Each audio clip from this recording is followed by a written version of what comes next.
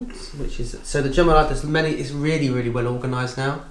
So they organise. The Saudis organise which way you go in. There's 3 levels, and so you're going to miss. So if you see that chart, you're going to. There's 3. Do you see the 3 walls there inside? Mm-hmm. You're going to walk past those 2, and you go to the one at the back, which is called the Aqaba one, and you are going to stone it. It's recommended to do it. It's valid from Fajr up until the end of the day. So you've got a 24 hour from Fajr to Fajr to do it. The recommended time is to do it after sunrise up until Dhuhr.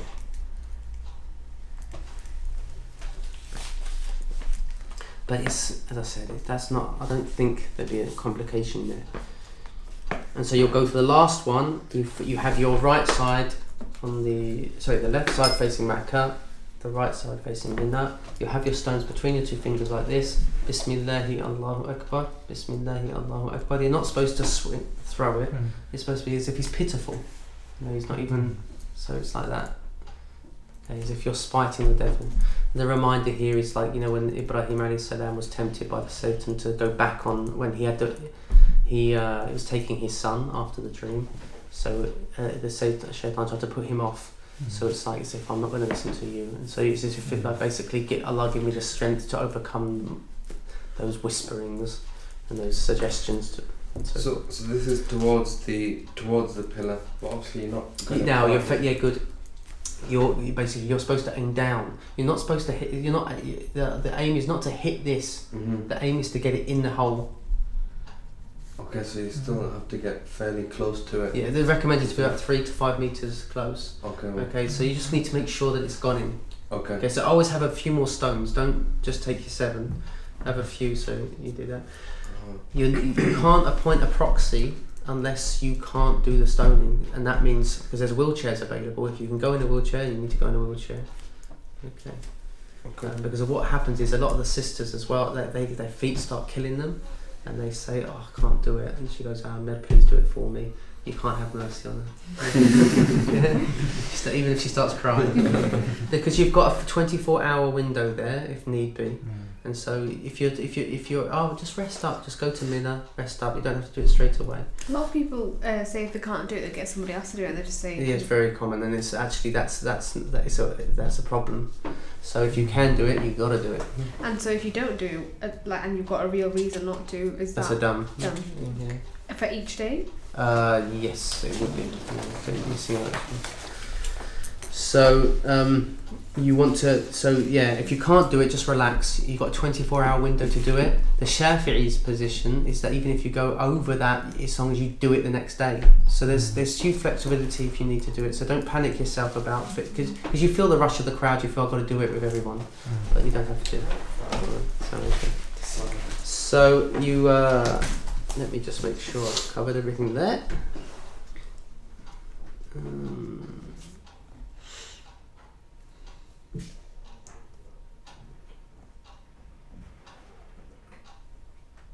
How many days of stoning do we have? Sorry? How many days of stoning? So yeah, I'm going to talk. So this is the first one, which is only the first pillar. Now after this, you've got 2 more days or 3. There's a choice. Okay. So now you're going to head back to Mecca. Not necessary, as I said. You're going to Mecca. This is the assumption. You're going to Mecca. You're resting in your hotel, waiting for your call. Make sure you get that call. Your animal's been sacrificed. Now you can go to the barbers or you get your hair trimmed. Then at that any time you can perform your Tawaf and Ifadah. So you'll perform your Tawaf, your main Tawaf of Hajj, this one, and you then afterwards you do your Sa'i if you didn't bring your Sa'i forward before you went out to Mina.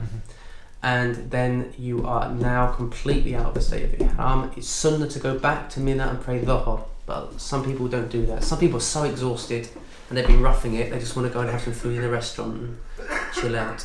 So it's not necessary, in the Hanafi school, it's necessary that you spend part of the night in Mina. It's wajib.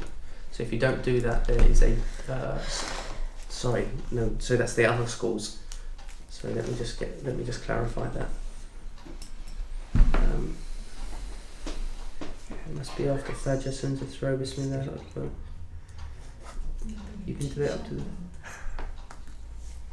You do not have to spend the night in Mina, but the other schools require it, yeah. So it's not required that you go back to Mina at all in the Hanafi school, but I wouldn't do that because the other schools is actually a wajib, and so it's better to be there.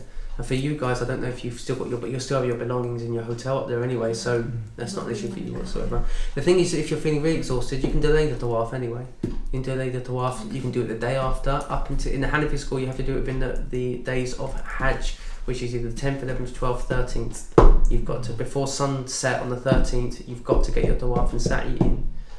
Okay, the Shafi'is say no, you can do it even after that. So if there's a worst case scenario, don't panic yourself. Don't panic about that. If you did delay your Tawaf al-Ifada until the sun set on the 13th, what about the Tawaf al-Wada? Well, Tawaf al-Wada is any tawaf done before you leave Mecca. Right, okay. So Because we are And you- moving straight out. okay, yeah. Now, there's an issue here, is that in the Hanafi school there's got to be an order between the stoning on the 10th and so stoning, sacrifice, out of Ihram, and then tawaf. Okay. The only one in the Hanafi, because this happens sometimes, people come back from doing the stoning and they say, "Oh, I'm going to do my tawaf now. I've got the energy now. And I just want to get it done. I might not have energy later." That's okay to do. Okay. Yeah, Is it it's sunnah to do the tawaf after all the others, but it's not necessary. It is necessary to do throning first and then come out, then do it, then come out, then sacrifice, and then come out of the state of Ihram. But it's not. But the tawaf itself doesn't have to be in order. Okay. And so, if you're feeling that you've got the energy then and you want to do it, then you could do it. But ideally, it shouldn't. Ideally, it should be done after you come out of the state of Ihram. What time would this take us up to usually? It'd be about late morning. I'm Oh, thinking, okay. yeah. You'll be pushed to So get back. when do we do the stoning? Recommended after Dhuhr? After Fajr. After It's the Fajr. first day. The Yeah. first day. So the idea is, you're throwing this throwing is after Fajr until Dhuhr. It's recommended. Do you The walk other from- days it's the complete opposite. It's after Dhuhr Yeah. until Asr. But it's a 24-hour slot, but the sunnah is to do it after Dhuhr. The thing is as I said, a lot of you, it might be impossible to get back to Mina to pray Dhuhr. It depends on your circumstances, but that's the sunnah. So you will go back to Mina, and then for the next 2 or 3 days, you will be throwing at the 3 pillars now, not 1. So the first day you're going straight to the big baddie, the main one. Here you want to take out his minions as well. Okay, that's the whole. Sure, so I just remembered a quick question. For us, the 3rd day may be Jumu'ah. When we're doing okay. this. So would For your travellers, so Okay, so we just do the travellers. Just it's not necessary that you go there. Okay. Okay. In terms of Jumu'ah on the day of Hajj, you don't do it. Okay. If it's safe, but if it was on one of the other days, it's not necessary for you because you're travellers anyway. Okay. So it's just But if if you can do it, you could try. Just assess the situation. Where am I? So on the next day, so you're going to be sleeping in Mina for the night if you can. Ideally, you should. And then the next day, after Dhuhr, you're going to start your stoning.